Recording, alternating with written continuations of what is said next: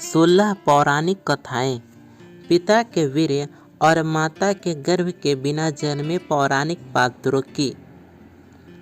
हमारे हिंदू धर्म ग्रंथों वाल्मीकि रामायण, महाभारत आदि में कई ऐसे पात्रों का वर्णन है जिनका जन्म बिना माँ के गर्भ और पिता के वीर्य के हुआ था। यहाँ हम आपको 16 ऐसे ही पौराणिक पात्रों के जन्म की कहानी बताएंगे। इनमें से कई पात्रों के जन्म में माँ के गर्भ का कोई योगदान नहीं था, तो कुछ पात्रों के जन्म में पिता के वीर्य का, जबकि कुछ में दोनों का ही। पहली कहानी है धृतराष्ट्र, पांडु और विदुर के जन्म की कथा। हस्तिनापुर नरेश, शांतनु और रानी सत्यवती के चित्रांगद और विचित्रवीर्य नामक 2 पुत्र हुए। शांतनु का स्वर्गवास चित्रांगद और विचित्रवीर्य के बाल्यकाल में ही हो गया था, इसलिए उनका पालन पोषण भीष्म ने किया। भीष्म ने चित्रांगद के बड़े होने पर उन्हें राजगद्दी पर बिठा दिया, लेकिन कुछ ही काल में गंधर्वों से युद्ध करते हुए चित्रांगद मारा गया। इस पर भीष्म ने उनके अनुज विचित्रवीर्य को राज्य सौंप दिया। अब भीष्म को विचित्रवीर्य के विवाह की चिंता हुई। उन्हीं दिनों काशी राज्य की 3 कन्याओं अम्बा, अंबिका और अम्बालिका का स्वयंवर होने वाला था। उनके स्वयंवर में जाकर अकेले ही भीष्म ने वहां आए समस्त राजाओं को परास्त कर दिया और तीनों कन्याओं का हरण करके हस्तिनापुर ले आए। बड़ी कन्या अम्बा ने भीष्म को बताया कि वह अपना तन मन राजसाल्व को अर्पित कर चुकी है। उसकी बात सुनकर भीष्म ने उसे राजा साल्व के पास भिजवा दिया और अंबिका और अम्बालिका का विवाह विचित्रवीर्य के साथ करवा दिया। राजा साल्व ने अम्बा को ग्रहण नहीं किया, अतः वह हस्तिनापुर लौटकर आ गई और भीष्म से बोली, हे आर्य, आप मुझे हर कर लाए हैं, अतएव आप मुझसे विवाह करें। किंतु भीष्म ने अपनी प्रतिज्ञा के कारण उसके अनुरोध को स्वीकार नहीं किया। अम्बा रुष्ट होकर परशुराम के पास गई और उनसे अपनी व्यथा सुनाकर सहायता मांगी। परशुराम ने अम्बा से कहा, हे देवी, आप चिंता न करें, मैं आपका विवाह भीष्म के साथ करवाऊंगा। परशुराम ने भीष्म को बुलवा भेजा, किंतु भीष्म उनके पास नहीं गए। इस पर क्रोधित होकर परशुराम भीष्म के पास पहुँचे और दोनों वीरों में भयानक युद्ध छिड़ गया। दोनों ही अभूतपूर्व योद्धा थे, इसलिए हार जीत का फैसला नहीं हो सका। आखिर देवताओं ने हस्तक्षेप करके इस युद्ध को बंद करवा दिया। अम्बा निराश होकर वन में तपस्या करने चली गई। विचित्रवीर्य अपनी दोनों रानियों के साथ भोग विलास में रत हो गए, किंतु दोनों ही रानियों से उनकी कोई संतान नहीं हुई और वे क्षय रोग से पीड़ित होकर मृत्यु को प्राप्त हो गए।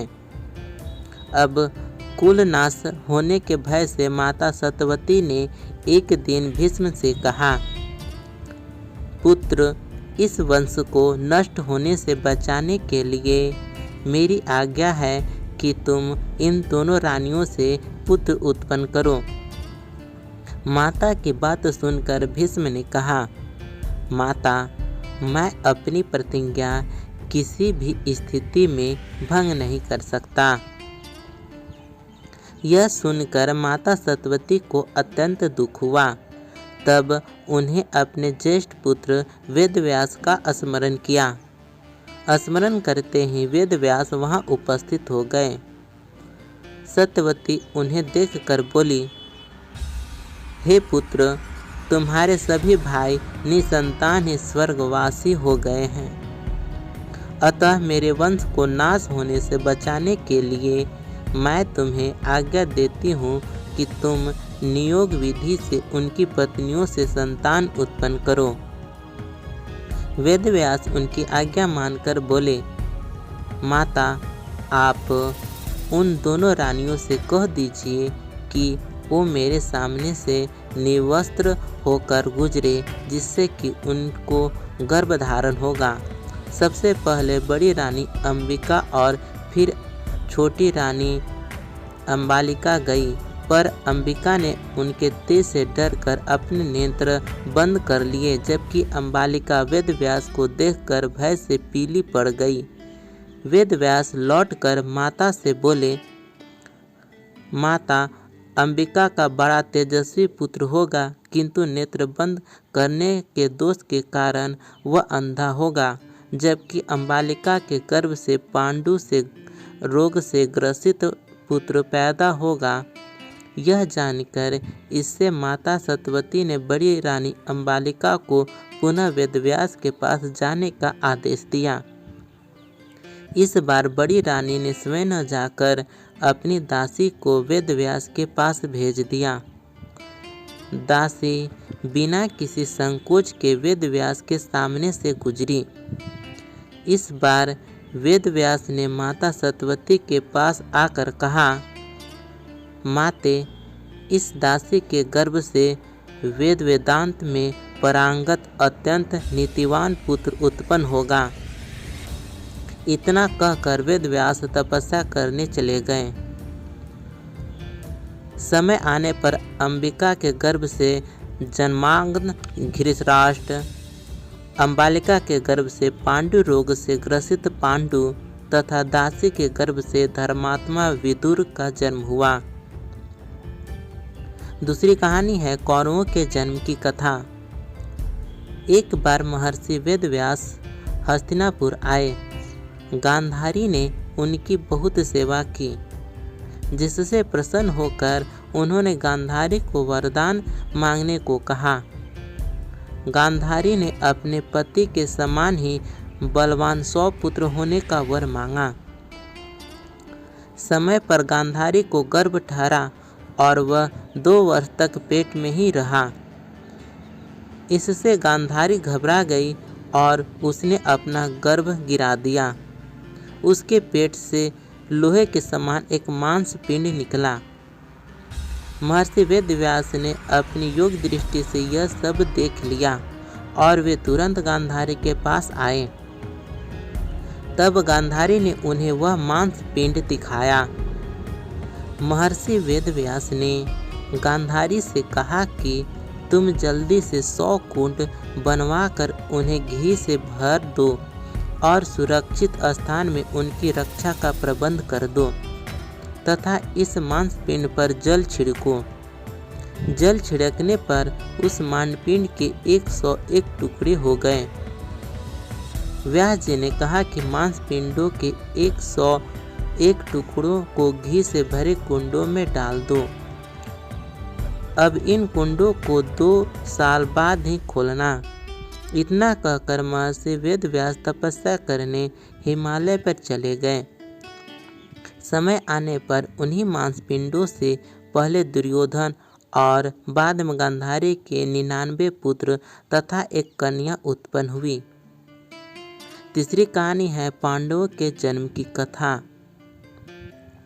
5 पांडवों का जन्म भी बिना पिता के वीर्य के हुआ था। एक बार राजा पांडु अपनी दोनों पत्नियों कुंती तथा माद्री के साथ आखेट के लिए वन में गए। वहां उन्हें एक मृग का मैथुनरत जोड़ा दृष्टिगत हुआ। पांडु ने तत्काल अपने बाण से उस मृग को घायल कर दिया। मरते हुए मृग ने पांडु को श्राप दिया, राजन, तुम्हारे समान क्रूर पुरुष इस संसार में कोई भी नहीं होगा। तूने मुझे मैथुन के समय बाण मारा है, अतः जब कभी भी तू मैथुनरत होगा तेरी मृत्यु हो जाएगी।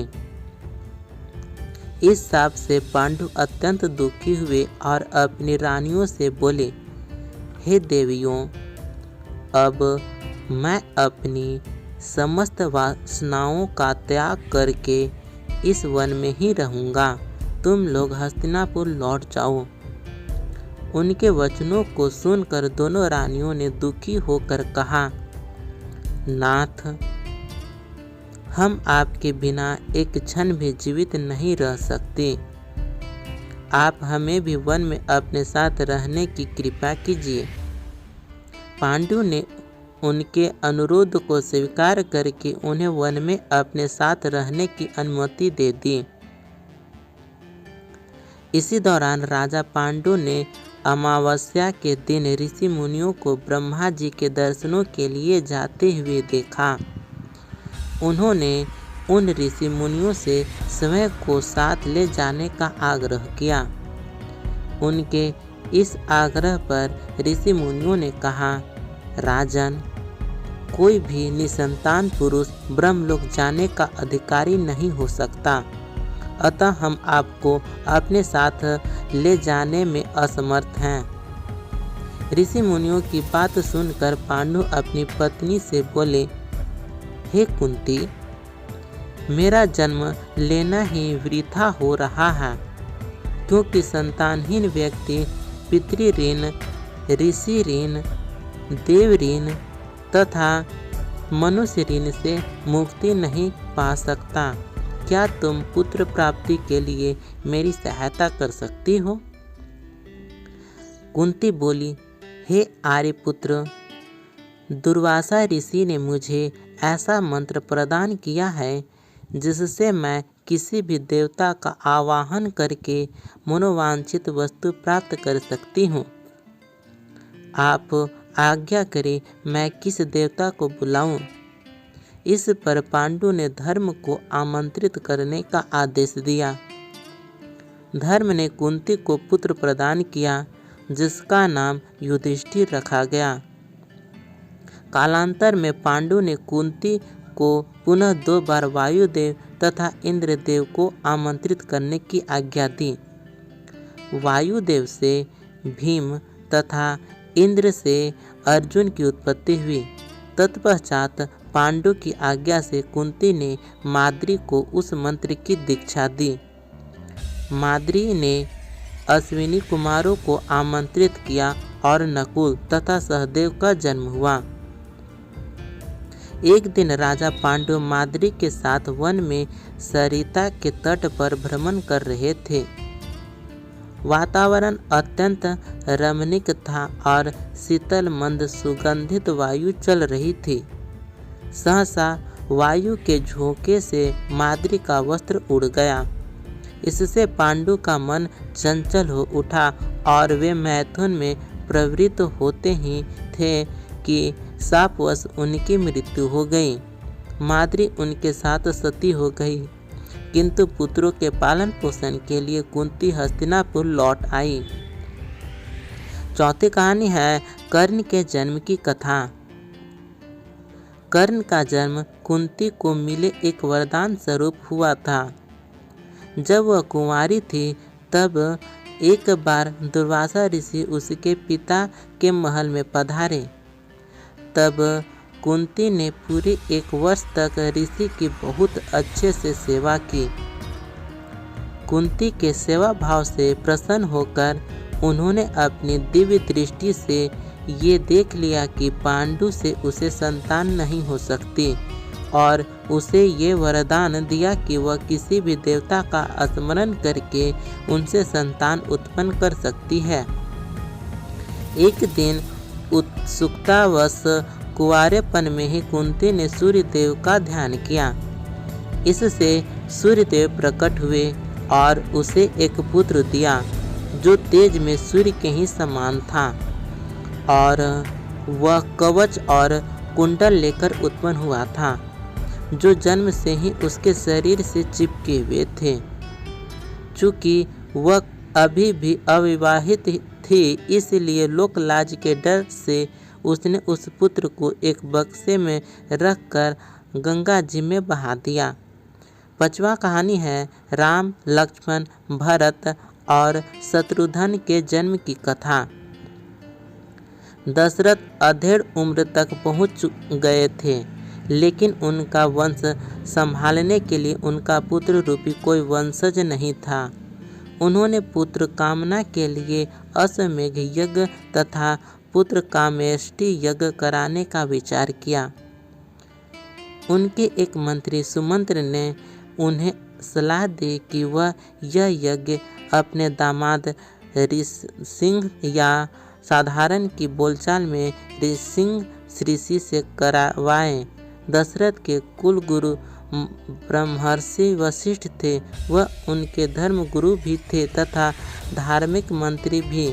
उनके सारे धार्मिक अनुष्ठानों की अध्यक्षता करने का अधिकार केवल धर्मगुरु को ही था। अतः वशिष्ठ की आज्ञा लेकर दशरथ ने श्रृंगी ऋषि को यज्ञ की अध्यक्षता करने के लिए आमंत्रित किया। श्रृंगी ऋषि ने दोनों यज्ञ भली भांति पूर्ण करवाए तथा पुत्र कामेष्टि यज्ञ के दौरान यज्ञ वेदी से एक अलौकिक यज्ञ पुरुष या प्रजापत्य पुरुष उत्पन्न हुआ तथा दशरथ को स्वर्ण पात्र में नैवेद्य का प्रसाद प्रदान करने यह कहा कि अपनी पत्नियों को यह प्रसाद खिलाकर वह पुत्र प्राप्ति कर सकते हैं। दशरथ इस बात से अति प्रसन्न हुए और उन्होंने अपनी पटरानी कौशल्या को उस प्रसाद का आधा भाग खिला दिया। बचे हुए भाग का आधा भाग यानी 1/4 दशरथ ने अपनी दूसरी रानी सुमित्रा को दिया। उसके बचे हुए भाग का आधा हिस्सा यानी 1/8वां भाग उन्होंने कैकेयी को दिया। कुछ सोचकर उन्होंने बचा हुआ 8वां भाग भी सुमित्रा को दे दिया। सुमित्रा ने पहला भाग भी यह जानकर नहीं खाया था कि जब तक राजा दशरथ कैकेयी को उसका हिस्सा नहीं दे देते तब तक वह अपना हिस्सा नहीं खाएगी। अब कैकेयी ने अपना हिस्सा पहले खा लिया और तत्पश्चात सुमित्रा ने अपना हिस्सा खाया। इसी कारण राम कौशल्या से, भरत कैकेयी से तथा लक्ष्मण व शत्रुघ्न सुमित्रा से का जन्म हुआ। छठा कहानी है पवन पुत्र हनुमान के जन्म की कथा। पुराणों की कथानुसार हनुमान की माता अंजना संतान सुख से वंचित थी। कई जतन करने के बाद भी उन्हें निराशा ही हाथ लगी। इस दुख से पीड़ित अंजना मतंग ऋषि के पास गई। तब मतंग ऋषि ने उनसे कहा, पप्पा सरोवर के पूर्व में एक नरसिम्हा आश्रम है। उसकी दक्षिण दिशा में नारायण पर्वत पर स्वामी तीर्थ है। वहाँ जाकर उसमें स्नान करके 12 वर्ष तक तप एवं उपवास करना पड़ेगा, तब जाकर तुम्हें पुत्र सुख की प्राप्ति होगी।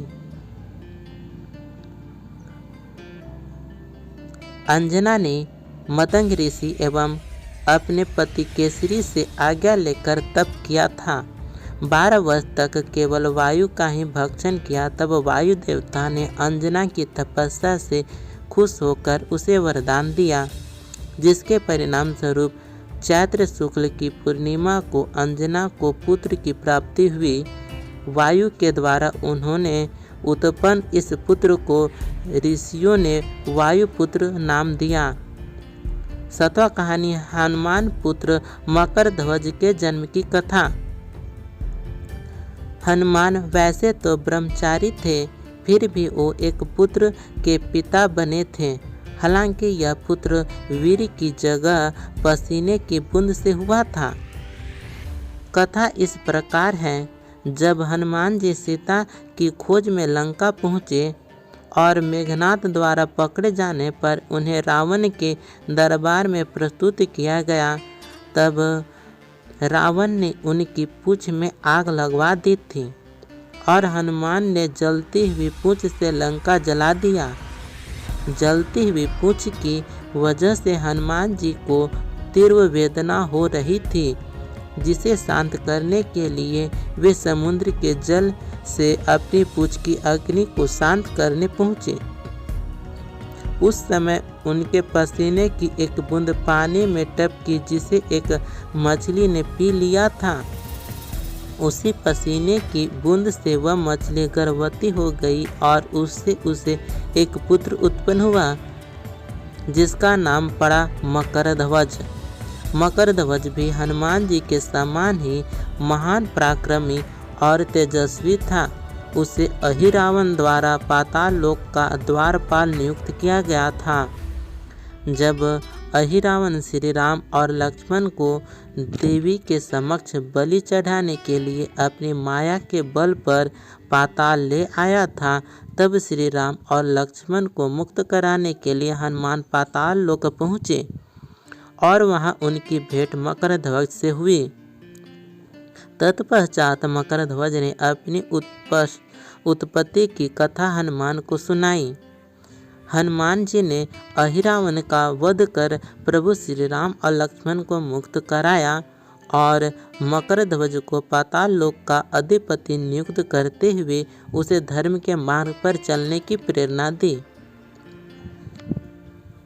8वां कहानी है द्रोणाचार्य के जन्म की कथा। द्रोणाचार्य कौरव व पांडव राजकुमारों के गुरु थे।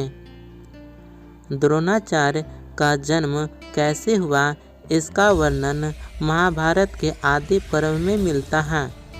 एक समय गंगाद्वार नामक स्थान पर महर्षि भरद्वाज रहा करते थे। वे बड़े व्रतशील व यशस्वी थे। एक दिन वे महर्षियों को साथ लेकर गंगा स्नान करने गए। वहां उन्होंने देखा कि घृताची नामक अप्सरा स्नान करके जल से निकल रही है। उसे देखकर उनके मन में काम वासना जाग उठी और उनका वीर्य स्खलित होने लगा। तब उन्होंने उस वीर्य को द्रोण नामक यज्ञ पात्र, यज्ञ के लिए उपयोग किया जाने वाला एक प्रकार का बर्तन में रख दिया। उसी से द्रोणाचार्य का जन्म हुआ। द्रोण ने सारे वेदों का अध्ययन किया। महर्षि भरद्वाज ने पहले ही आग्नेयास्त्र की शिक्षा अग्निवेश को दे दी थी। अपने गुरु भरद्वाज की आज्ञा से अग्निवेश ने द्रोणाचार्य को आग्नेयास्त्र की शिक्षा दी। द्रोणाचार्य का विवाह शरद्वान की पुत्री कृपा से हुआ था। 9वां कहानी है ऋषि श्रृंग के जन्म की कथा। ऋषि श्रृंग महात्मा काश्यप के पुत्र थे। महात्मा काश्यप बहुत ही प्रतापी ऋषि थे। उनका वीर्य अमोघ था और तपस्या के कारण अंतःकरण शुद्ध हो गया था। एक बार वे सरोवर में स्नान करने गए। वहां उर्वशी अप्सरा को देखकर जल में ही उनका वीर्य स्खलित हो गया। उस वीर्य को जल के साथ एक हिरनी ने पी लिया, जिससे उसे गर्भ रह गया।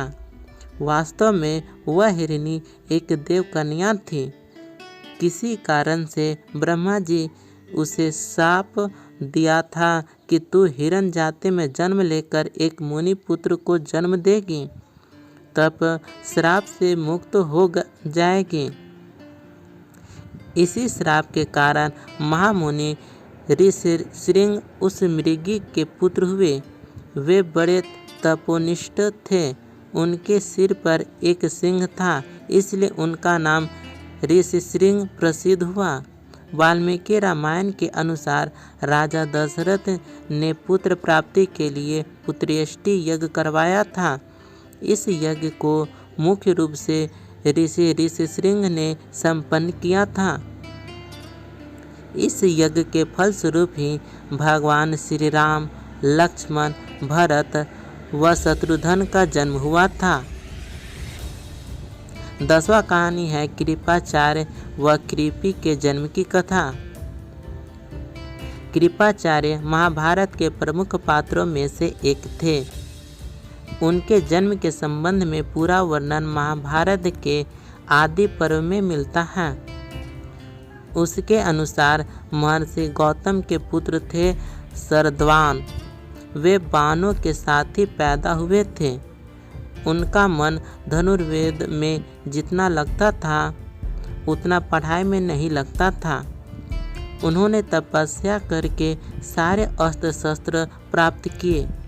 शरद्वान की घोर तपस्या और धनुर्वेद में निपुणता देखकर देवराज इंद्र बहुत भयभीत हो गए। उन्होंने शरद्वान की तपस्या में विघ्न डालने के लिए जानपदी नाम की देवकन्या भेजी। वह शरद्वान के आश्रम में जाकर उन्हें लुभाने लगी। उस सुंदरी को देखकर शरद्वान के हाथों से धनुष बाण गिर गए। वे बड़े संयमी थे तो उन्होंने स्वयं को रोक लिया, लेकिन उनके मन में विकार आ गया था, इसलिए अनजाने में ही उनका शुक्रपात हो गया। वे धनुष बाण आश्रम और उस सुंदरी को छोड़कर तुरंत वहां से चल गए। उनका वीर सरकंडों पर गिर गया था, इसलिए वह 2 भागों में बट गया। उससे एक कन्या और एक पुत्र की उत्पत्ति हुई। उसी समय संयोग से राजा शांतनु वहां से गुजरे। उनकी नज़र उस बालक व बालिका पर पड़ी। शांतनु ने उन्हें उठा लिया और अपने साथ ले आए। बालक का नाम रखा कृप और बालिका का नाम रखा कृपी। जब शरद्वान को यह बात मालूम हुई तो वे राजा शांतनु के पास आए और उन बच्चों के नाम, गोत्र आदि बतलाकर चारों प्रकार के धनुर्वेदों, विविध शास्त्रों और उनके रहस्यों की शिक्षा दी। थोड़े ही दिनों में कृप सभी विषयों में पारंगत हो गए। कृपाचार्य की योग्यता देखते हुए उन्हें कुरुवंश का कुल गुरु नियुक्त किया गया। 11वां कहानी है द्रौपदी व धृष्टद्युम्न के जन्म की कथा। द्रोणाचार्य और द्रुपद बचपन के मित्र थे। राजा बनने के बाद द्रुपद को अहंकार हो गया। जब द्रोणाचार्य राजा द्रुपद को अपना मित्र समझकर उनसे मिलने गए तो द्रुपद ने उनका बहुत अपमान किया। बाद में द्रोणाचार्य ने पांडवों के माध्यम से द्रुपद को पराजित कर अपने अपमान का बदला लिया। राजा द्रुपद अपनी पराजय का बदला लेना चाहते थे तथा इसलिए उन्होंने ऐसा यज्ञ करने का निर्णय लिया जिसमें से द्रोणाचार्य का वध करने वाला वीर पुत्र उत्पन्न हो सके। राजा द्रुपद इस यज्ञ को करवाने के लिए कई विद्वान ऋषियों के पास गए, लेकिन किसी ने भी उनकी इच्छा पूरी नहीं की। अंत में महात्मा याज ने द्रुपद का यज्ञ करवा स्वीकार कर लिया। महात्मा याज ने जब राजा द्रुपद का यज्ञ करवाया तो यज्ञ के अग्निकुंड में से एक दिव्य कुमार प्रकट हुआ। इसके बाद उस अग्निकुंड में से एक दिव्य कन्या भी प्रकट हुई। वह अत्यंत ही सुंदर थी। ब्राह्मणों ने उन दोनों का नामकरण किया। वे बोले, यह कुमार बड़ा धृष्ट यानी ढीठ और असहनीय है। इसकी उत्पत्ति अग्निकुंड से हुई है, इसलिए इसका धृष्टद्युम्न होगा। यह कुमारी कृष्ण वर्ण की है, इसलिए इसका नाम कृष्णा होगा। द्रुपद की पुत्री होने के कारण कृष्णा ही द्रौपदी के नाम से विख्यात हुई। 12वां कहानी है राधा के जन्म की कथा। ब्रह्म वैवर्त पुराण के अनुसार एक बार गोलोक में किसी बात पर राधा और दामा नामक गोप में विवाद हो गया। इस पर श्री राधा ने उस गोप को असुर योनि में जन्म लेने का श्राप दे दिया। तब उस गोप ने भी श्री राधा को यह श्राप दिया कि आपको भी मानव योनि में जन्म लेना पड़ेगा। वहाँ गोकुल में श्री हरि के ही अंश महायोगी रायान नामक एक वैश्य होंगे। आपका छाया रूप उनके साथ रहेगा। भूतल पर लोग आपको रायान की पत्नी ही समझेंगे। श्री हरि के साथ कुछ समय आपको विछोह रहेगा। ब्रह्म वैवर्त पुराण के अनुसार जब भगवान श्री कृष्ण के अवतार का समय आया तो उन्होंने राधा से कहा कि तुम शीघ्र ही वृषभानु के घर जन्म लो। श्री कृष्ण के कहने पर ही राधा व्रज में वृषभानु वैश्य की कन्या हुई। राधा देवी अयोनिजा थी, माता के गर्भ से उत्पन्न नहीं हुई। उनकी माता ने गर्भ में वायु को धारण कर रखा था। उन्होंने योग माया की प्रेरणा से वायु को ही जन्म दिया, परंतु वहाँ स्वेच्छा से श्री राधा प्रकट हो गई। 13वां कहानी है राजा सगर के 60,000 पुत्रों के जन्म की कथा। रामायण के अनुसार इक्ष्वाकु वंश में सगर नामक प्रसिद्ध राजा हुए। उनकी 2 रानियां थीं, केसिनी और सुमति। दीर्घ काल तक संतान जन्म न होने पर राजा अपनी दोनों रानियों के साथ हिमालय पर्वत पर जाकर पुत्र कामना से तपस्या करने लगे। तब महर्षि भृगु ने उन्हें वरदान दिया कि एक रानी को 60,000 अभिमानी पुत्र प्राप्त तथा दूसरी से एक वंशधर पुत्र होगा। कालांतर में सुमति ने तुम्बी के आकार के एक गर्भपिंड को जन्म दिया। राजा उसे फेंक देना चाहते थे, किंतु तभी आकाशवाणी हुई कि इस तुम्बी में 60,000 बीज हैं।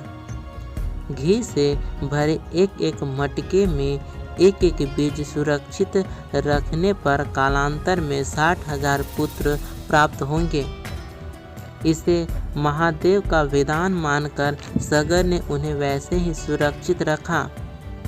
समय आने पर उन मटकों से 60,000 पुत्र उत्पन्न हुए। जब राजा सगर ने अश्वमेघ यज्ञ किया तो उन्होंने अपने 60,000 पुत्रों को उस घोड़े की सुरक्षा में नियुक्त किया। देवराज इंद्र ने उस घोड़े को छल पूर्वक चुरा कर कपिल मुनि के आश्रम में बांध दिया। राजा सगर के 60,000 पुत्र उस घोड़े को ढूंढते ढूंढते जब कपिल मुनि के आश्रम पहुँचे तो उन्हें लगा कि मुनि ने ही यज्ञ का घोड़ा चुराया है। यह सोचकर उन्होंने कपिल मुनि का अपमान कर दिया।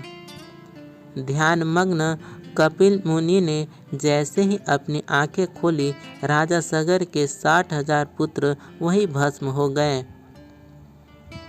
14 कहानी है जनक नंदिनी सीता के जन्म की कथा। भगवान श्री राम की पत्नी सीता का जन्म भी माता के गर्भ से नहीं हुआ था। रामायण के अनुसार उनका जन्म भूमि से हुआ था। वाल्मीकि रामायण के बालकांड में राजा जनक महर्षि विश्वामित्र से कहते हैं कि एक दिन मैं यज्ञ के लिए भूमि शोधन करते समय खेत में हल चला रहा था। उसी समय हल के अग्रभाग से जोती गई भूमि से एक कन्या प्रकट हुई। सीता हल द्वारा खींची गई रेखा से उत्पन्न होने के कारण उसका नाम सीता रखा गया। पृथ्वी से प्रकट हुई वह मेरी कन्या क्रमशः बढ़कर सयानी हुई। 15वां कहानी है मनु व शतरूपा के जन्म की कहानी। धर्म ग्रंथों के अनुसार मनु व शतरूपा सृष्टि के प्रथम मानव माने जाते हैं। इन्हीं से मानव जाति का आरंभ हुआ। मनु का जन्म भगवान ब्रह्मा के मन से हुआ माना जाता है। मनु का उल्लेख ऋग्वेद काल से ही मानव सृष्टि के आदि प्रवर्तक और समस्त मानव जाति के आदि पिता के रूप में किया जाता रहा है। इन्हें आदि पुरुष भी कहा गया है।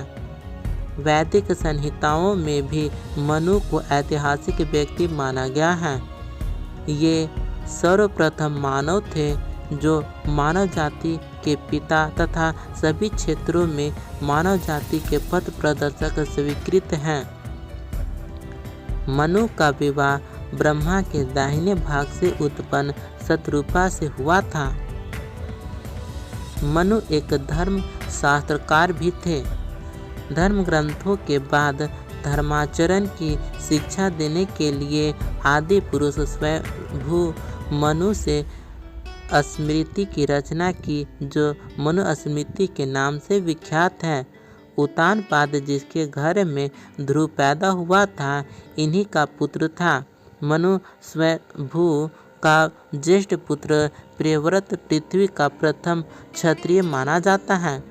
इनके द्वारा प्रणीत स्वयंभू शास्त्र के अनुसार पिता के संपत्ति में पुत्र और पुत्री का समान अधिकार है। इनको धर्मशास्त्र का और प्राचेतस मनु अर्थशास्त्र का आचार्य माना जाता है। मनु स्मृति ने सनातन धर्म को आचार संहिता से जोड़ा था। 16वां कहानी है राजा पृथु के जन्म की कथा। पृथु एक सूर्यवंशी राजा थे जो वेन के पुत्र थे। स्वयंभू मनु के वंशज राजा अंग का विवाह सुनीता नामक स्त्री से हुआ था। वेन उनका पुत्र हुआ। वह पूरी धरती का एकमात्र राजा था। सिंहासन पर बैठते ही उसने यज्ञ कर्मादि बंद कर दिए। तब ऋषियों ने मंत्रपुत कुशों से उसे मार डाला, लेकिन सुनीता ने अपने पुत्र का शव संभाल कर रखा। राजा के अभाव में पृथ्वी पर पाप कर्म बढ़ने लगे। तब ब्राह्मणों ने मृत राजा वेन की भुजाओं का मंथन किया, जिसके फलस्वरूप स्त्री पुरुष का जोड़ा प्रकट हुआ। पुरुष का नाम पृथु तथा स्त्री का नाम अर्ची हुआ। अर्ची पृथु की पत्नी हुई। पृथु पूरी धरती के एकमात्र राजा हुए। पृथु ने ही उबड़ खाबड़ धरती को जोतने योग्य बनाया। नदियों, पर्वतों, झरनों आदि का निर्माण किया। राजा पृथु के नाम से ही इस धरा का नाम पृथ्वी पड़ा। Thank you. वीडियो देखने के लिए आपका तहे दिल से शुक्रिया।